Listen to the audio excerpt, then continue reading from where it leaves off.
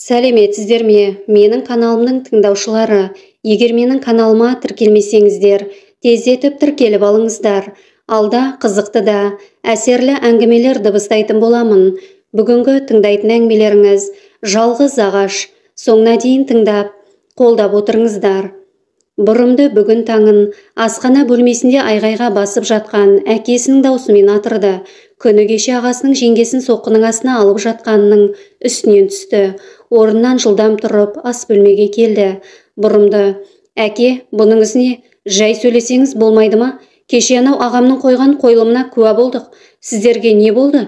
Бұрымды қатты ашуланды.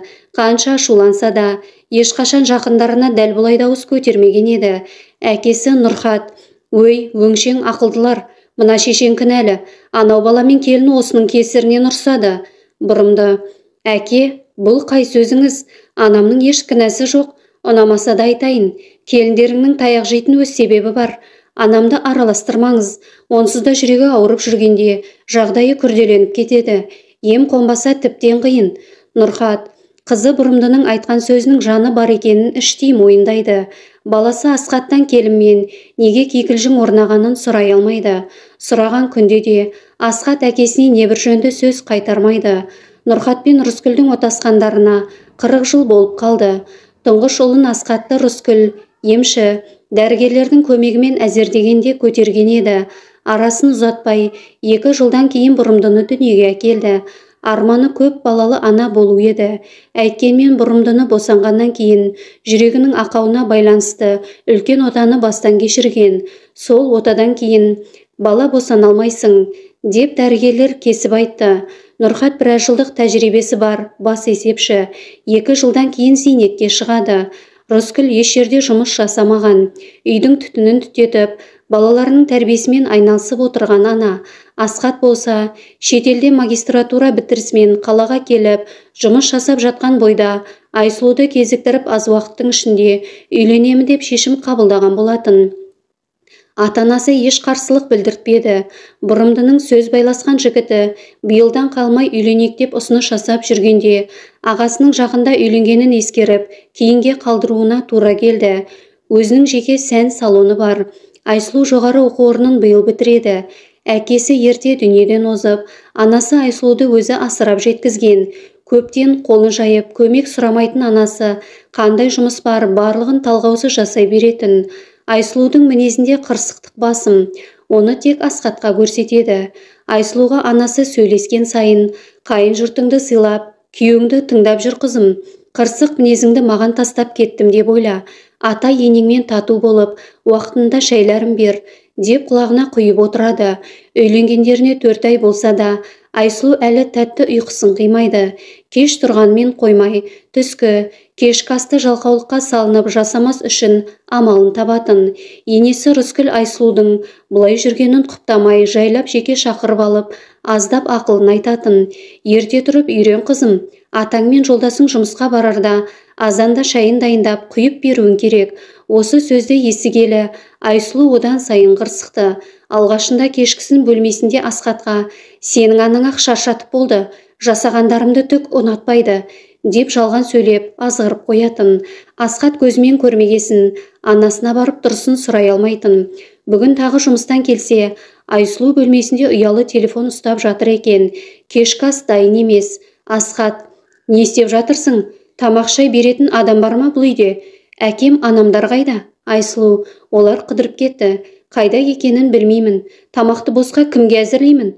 Асқат таң қалып: «Сонда мен ше? Ал қазір жұмыстан келетін Бұрымды ше? Өздерің жасап алыңдар дегің келіп тұр ма?» Айсұлу: «Ту, Асқат, сен де бірден ашу шақыра кетеді екенсің. Тапсырыспен дайын тағамдар алдырта саламыз». Асқат қанша ашуланып тұрса да сабырға келді де: «Ең болмаса шай қайнатасың ба? Басым сынып тұр». Айсұлу күлімдеп Асқаттың мойнынан құшақтады да: «Рахмет жаным түсінгеніңе» деп ас бөлмесіне шығып кетті. Бұрымды жұмысынан келді.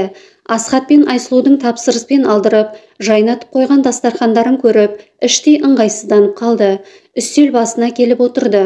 Бұрымды: «Әкем әлі келмеген бе? Апамды шақырсаңдаршы». Айсұлу биязы қалыпқа келіп: «Олар үйде жоқ, қыдырып кетті». Айсұлу: «Бәсе, деп ары қарай ойын айта алмай тілін тістеп қалды. Әдетте үйге келгенде анасы Рыскүл асхана жақтан жарқырап шығып, үйден ыстық тамақтың иісі бұрқырап тұрушы еді. Бұны айтайын десе, ағасын ойлап араларына ұрыс салғысы келмегендіктен үнсіз қалды. Айсұлу, ақ қыз, жесеңші, қарның ашқан болар, деп әдемі күлімдеді. Бұрымды, ас болсын, жей беріңіздер, мен тек шай ішемін. Асхат, бұрымды, не болды, жұмысын қалай, көңіл күйің жоқ қой. Бұрымды, мен сорпа әзірлейін, әкем сұйық тамақ ішеді, деп орнынан тұрып кетті. Асхат, Айсұлу өзі дайындайды, демалсаңшы. Айсұлу, ақ қыз, мені тамақ дайындамады деп ренжімеші. Асхат сырттан тамақ алдыртып, өзіміз отырайық дегесін жасамаған едім. Асхат Айсұлуға қарап, аузын ашып қалды. Асхат, не деп отырсың? Барда тұрып тамағыңды жаса. Айсұлу, мені жек көріп қалмасын деп, мына тағамдарды сені алдыртты дей салдым ғой, деп Асхатқа сыбырлады. Бұрымды сұйық тамақ жасап, қонақтан келген әкесі мен анасына құйып берді. Нұрхат, Асхат пен келін қайда? Тамақтарын ішті ма? Бұрымды, тамақ дайын болды десем, келінің ұялмай дастархан басына келер еді. Нұрхат, қызым, сен пісірдің бе? Жарайсың, дәмді шығыпты. Рыскүл, қызым, жеңгең туралы олай ойлама, ұят болады. Бұрымды, ұят болады. Сонда сырттан тағам алып жегенде, асханада маған тағам әзірлетіп қойғанда, сіздерге шай құйып беруге ерінгенде, ұят емес пе апа? Рыскүл, сырттан тағам алдыртты деймісің? Бәлкім жерік шығар.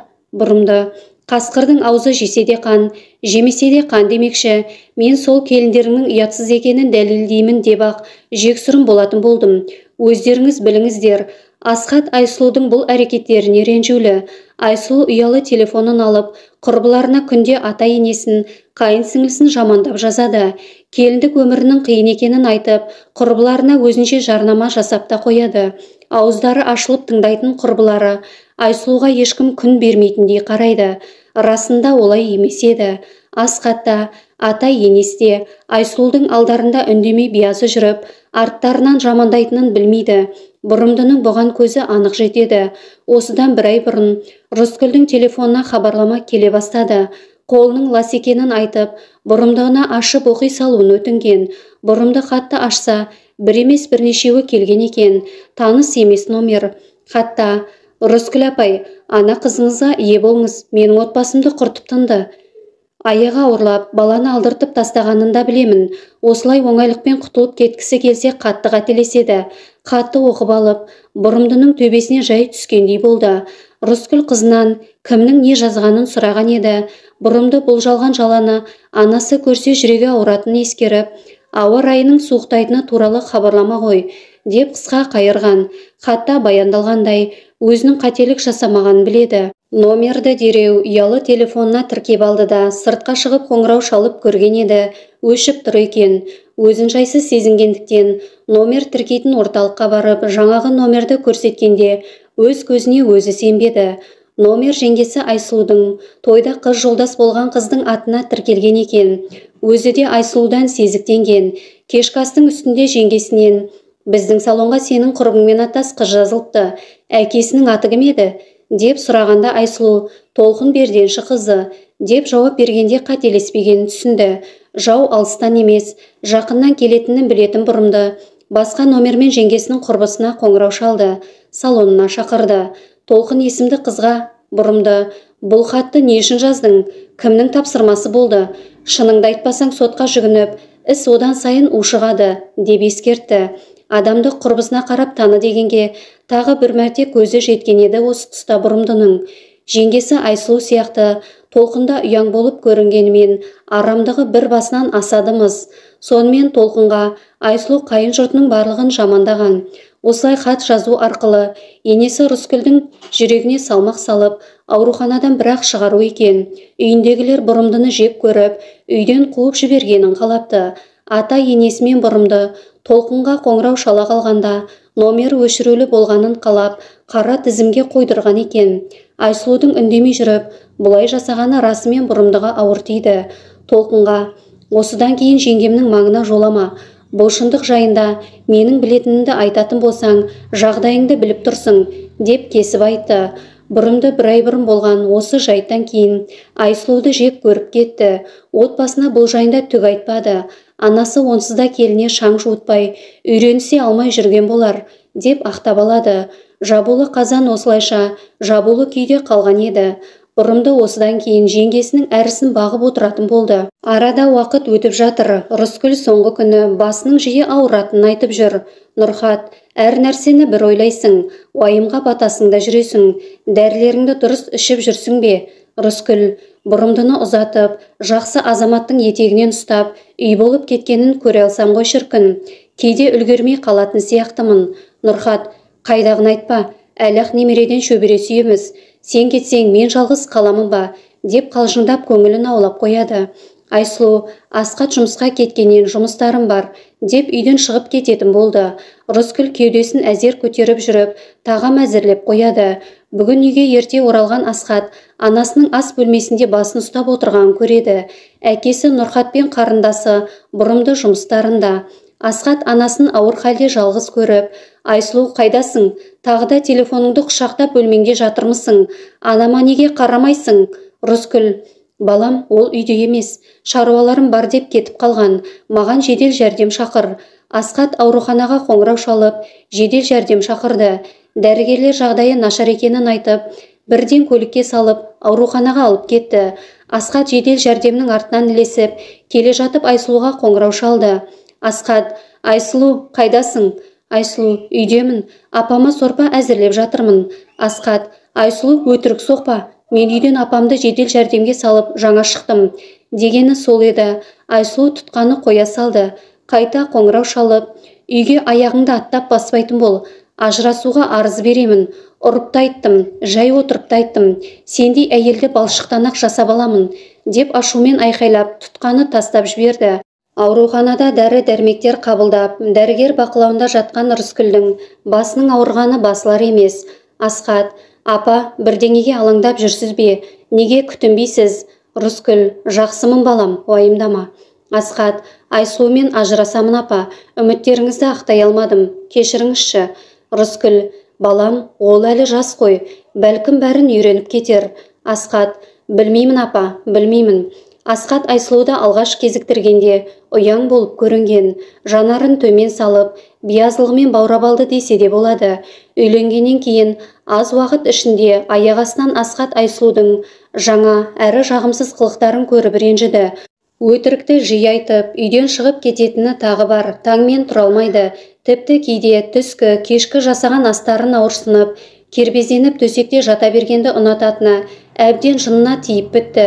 Отасқандарына 4-5 ағай болғандықтан ба, Асқат Айсұлуды жек көріп кетті деуге де келмейді.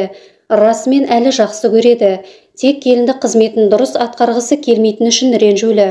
Рыскүлдің неше күннен бері ауырып жүргеннен Айсұлудың да хабары бар болатын. Біліп тұрып ескермеген бұл қылығын Асқат кешіре алмайтын секілді. Анасын дәрігерлерге тапсырып, үйіне келді. Есік алдында Айсұлу тұр. Асқат, заттарыңды жинада кете бер. Маған уақыт керек. Өзім қалғым келеді. Ойланайын. Айсұлу, кешір. Мен анама барғамын. Ол да неше күннен бері ауырып жүр. Жанында қарайласатын адам жоқ, білесің. Айтпай кетіп қалғаным дұрыс болмады, деп мүләйімсіп кешірім сұрады. Асқат іштей Айсұлудың анасына қоңырау шалып жағдайын сұрап, көз жеткізбек ойда тұрды. Егер рас болса, Айсұлуды өтірікші қылғандай болатын ойлады. Бәрбір жамандыққа қия алмады. Сабырға келіп, онда былай жаса, менің анам ауруханада әзір жатады. Қарайтын адам бар. Ал сені анаңа апарып тастайын. Жақсарғанша жанында бол. Айсұлу, жоқ, керек емес. Мен өзім барамын таксимен. Сен шаршаған боларсың. Одан да тынығып демалып ал. Барғасын өзім хабарласамын. Асқат расымен қатты шаршады. Күн батпай ертерек жетіп ал деп шығарып салды. Кеш батып Асқат анасына қоңырау шалып жағдайын сұрап, жақсарғанын естіп қуанып қалды. Тек Айсұлудың әлі хабарласпағанына, қоңырау шалса көтермегеніне алаңдап отыр. Анасынан хабарласып сұраса, ауырып жатқан адамды уайымдатып қоям деп, ол ойынан айнып қалды. Өзі хабарласып қалар деп күтті. Бұл мезетте Айсұлу уақытын бос өткізіп жатпаған еді. Көп сөйлемейтін, үндемей жүретін Айсұлу жездесінің жанында ашық жарқын. Бөле апасының күйеуімен соңғы 2 ай бойы көңіл жарастырып, жасырын сөйлесіп келген. Көлік ішінде қамсыз отырған Айсұлуды күйеуі іздеп жатыр-ау, анасы бар-ау, қызықтырып жатқан жоқ. Жездесі Сақтағанның көзіне жас балдызы сірә алтын секілді жылтырады ма екен. Үйдегі бар жағдайын жасап отырған заңды әйелі Көркемді, оған қоса әке деп алдынан жүгіріп шығатын ұлдарын ұмытып кетті. Айсұлу, бәрін тастап кетіп қалайықшы, қашанға дейін бұлай тығылып жүреміз? Сақтаған еш қымсынбастан неге ерте жолықпадық екен? Мен келісемін, тек әзір емес. Алыс ел танымайтын жаққа кетуіміз үшін қаражат жинауымыз қажет. Білесің, менің отбасым бар, солардан тығып көрсетпей жинаймын, ол аздық етеді. Келіскенімізде екеулеп жинап алайық. Ал сен бүгін не әкелдің? Айсұлу көзін қысып, уайымдама. Міне, мына жерде аз қаражат емес. Кеше ұялы телефон алатынымды айтып, Асқаттан азды-көпті ақша сұрап алғанмын. Жұмыс деп уақытты зымырап жатқан ол байғұс менің ұялы телефонымды да танымайды.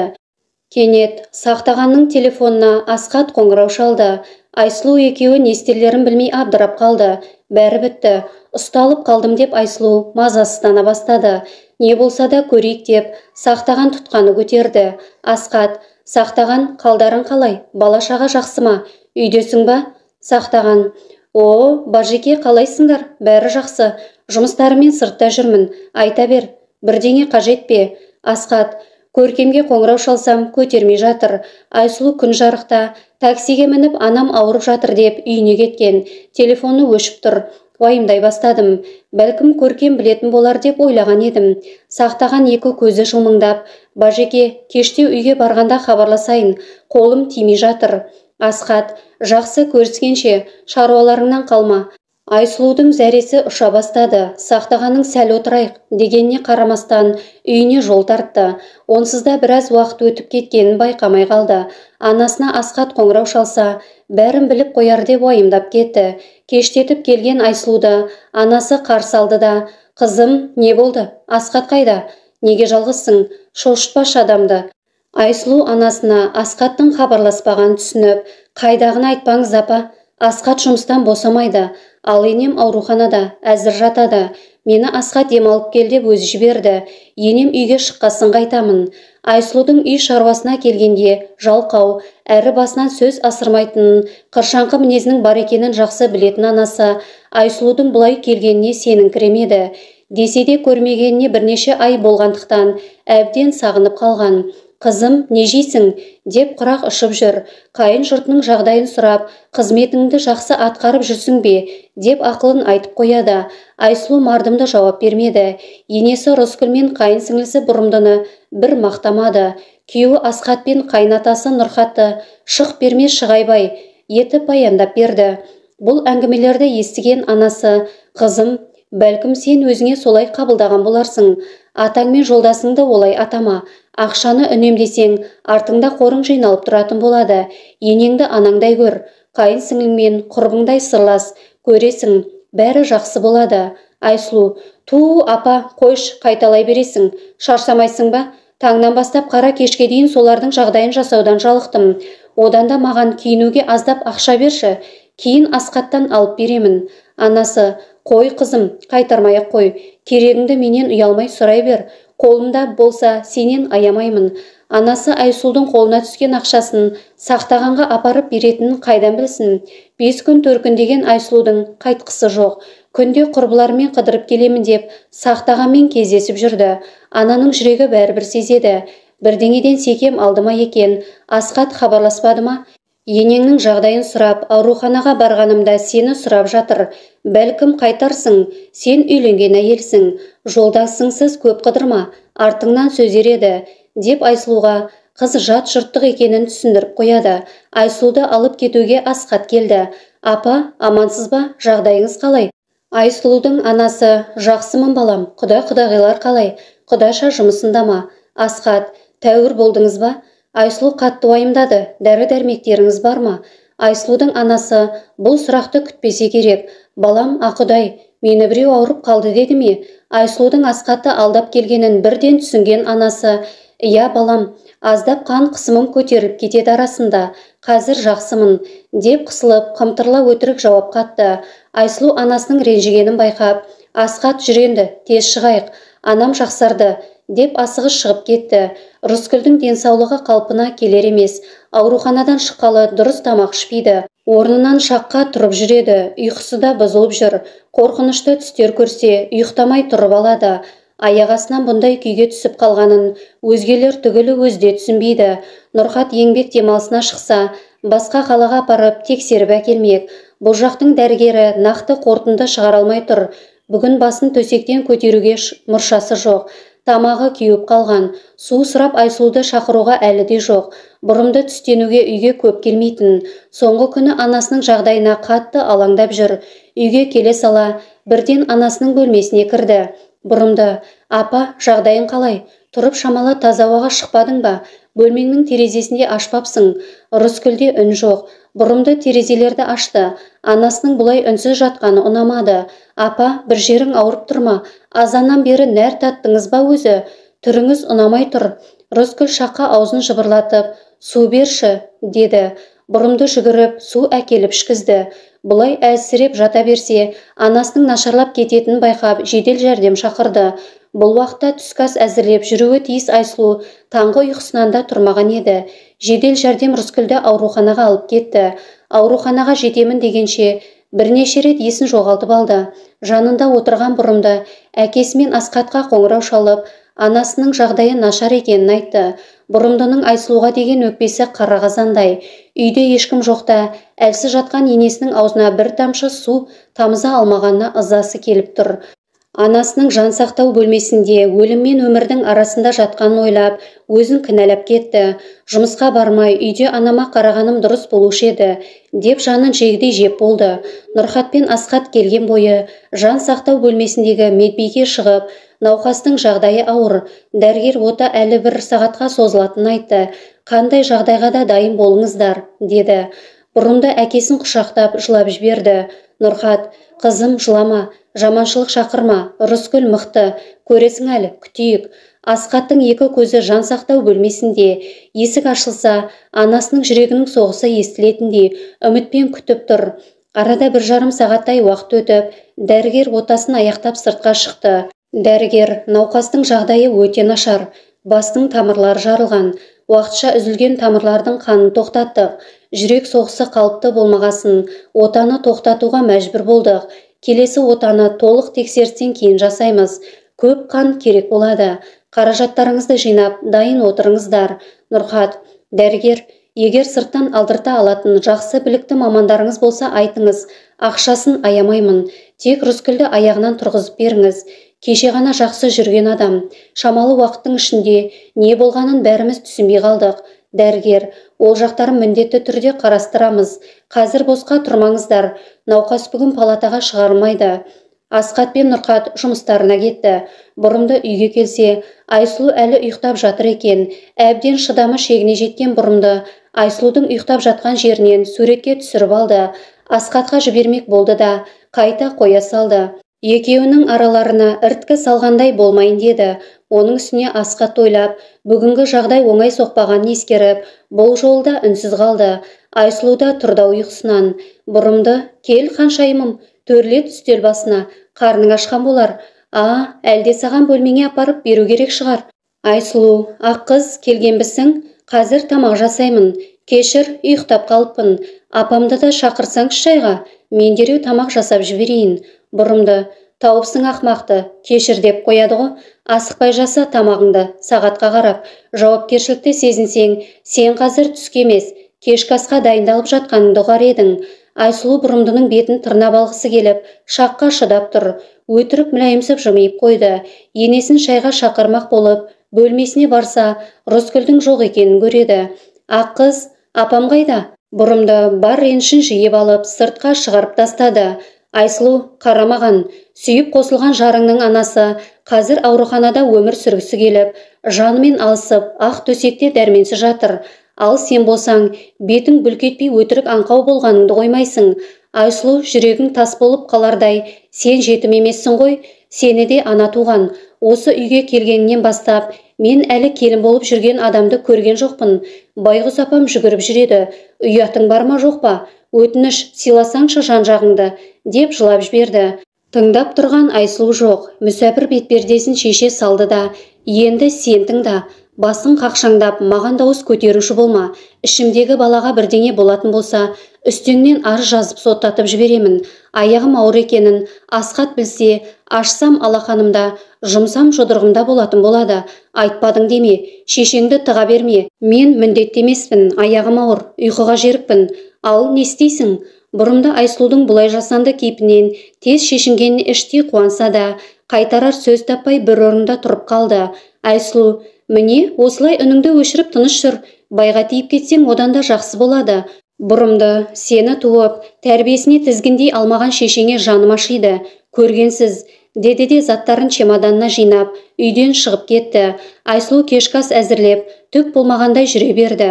Асқат жұмыстан көңілсіз келді. Артынша әкесі Нұрхат келді. Дастархан басында үнсіздік. Рыскүлдің денсаулығына қатты алаңдап отыр. Асқат, қараңғы батты. Бұрымды қайда жүр екен? Әке, Бұрымдыға қоңырау шалып көрші. Бұрымды әкесінің қоңырауына не деп жауап қатарын білмей, телефонның экранына ұзақ көз алмай қарап отырды да, әке, мен бүгін үйге бармаймын, жұмыста боламын, тапсырыс көп, тамақтарыңызды іше беріңіздер, деп тұтқаны қоя салды. Айсұлу Бұрымдының жылы жапқанын пайдаланып, қолыққа салынды. Асқат, аққыз бүгін жігітінің жанында қонамын деген. Өтініш, сен оған айқайламашы. Менің айтқанымды есте, маған ренжіп, тіпті сөйлеспей қалу мүмкін, деді. Асқат телефонын алып, Бұрымдыға қоңырау шалып, айқайға басты. Айсұлу, аға, не деп тұрсыз? Қайдағы жігіт, кім айтты? Айсұлу ғой, дегенінше болған жоқ. Асқат, сен кішкентай қыз емессің деп білгеніңді істеп жүре алмайсың. Жігітпен кетесің, сосын бәлеңді Айсұлудан көресің. Енді табалдырықты аттап баспа, қара бет қылма бізді, деп телефонды қабырғаға лақтырып жіберіп, сыртқа шығып кетті. Айсұлудың жүзіне қуаныш үйіріліп, өзінің тағы бір жеңісін іштей құттықтап қойды. Арамдығы іске асып, бауырлар арасына ірткі салып үлгерді. Бұрымды тынымсыз Айсұлуға қоңырау шалып, көтермегесін қоя салды. Айсұлу бұған бас қатырып жатпады. Бұрын шылым шекпейтін Асқат есік алдында шылым тартып отыр. Айсұлу жайлап жанына барды. Айсұлу, Асқат, аққызды ренжітіп алмадың ба? Қатты айтпауың керек еді, деп жаны ашығансыған кейіп танытты. Асқат, оған олаз, не масқара? Апам ауруханада ауыр халде, ал ол жігітпен. Айсұлу, апамды уайымдап отырмын. Ертең азанмен ауруханаға барып қайтайық. Жұмысқа сәл кешігіп барсаң ештеңе етпейді. Асқат, осындай сәтте жанымда болғаның үшін рахмет, Айсұлу. Айсұлу, апам болғанда, дәл қазір маған, қызым, аяғыңды көтеріп жат, немеремнің жағдайын жаса, саған уайымдауға болмайды, деп құрақ ұшушы еді. Асқат темекісін лақтыра салды да, сонда, рас па? Рас деш? Асқаттың бір сәтке уайым қайғысы ұмытылғандай, Айсұлудың қолдарын иіскеп, сүйіп, тіпті көзіне жас алып алды. Ауыр зат көтермей, жылы киініп жүр деп құрақ ұшып жүр. 2 күн жан сақтау бөлімде жатқан Рыскүл есін жинап палатаға шығарылды. Басын шақ көтеріп, керек затын сұрай алады. Нұрхат және Асқат пен Айсұлу үшеуі палатаға кіріп келгенде, анасының жанында Бұрымды отыр екен. Нұрхат, қызым-ау, қалайсың? Рыскүлдің жағдайы қалай? Асқат, сен не істеп жүрсің? Бұрымды, келсем анама келдім. Сен сияқты зымиян қаттының сөзін сөйлейтін бауыр маған енді ешкім емес. Айсұлу, сен неге келдің? Апамның ауырып жатқанын тамашалауға келдің ба? Деп палатадан шығып кетті.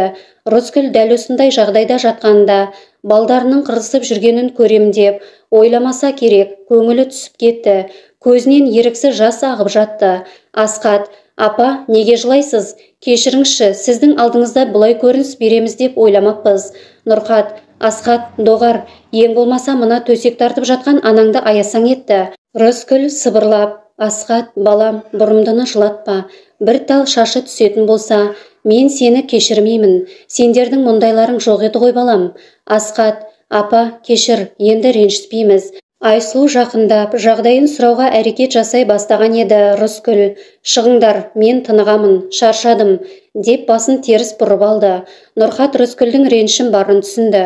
Асқат пен Айсұлу шығып кеткеннен кейін оңаша қалып, Рыскүл, өзіңді қалай сезінесің? Көп уайымдама, мен бармын, бәрін реттеймін. Рыскүл, мен уайымдамаймын, балдарым 40 пышақ болмай дұрыс жүрсе, жалғасы бар.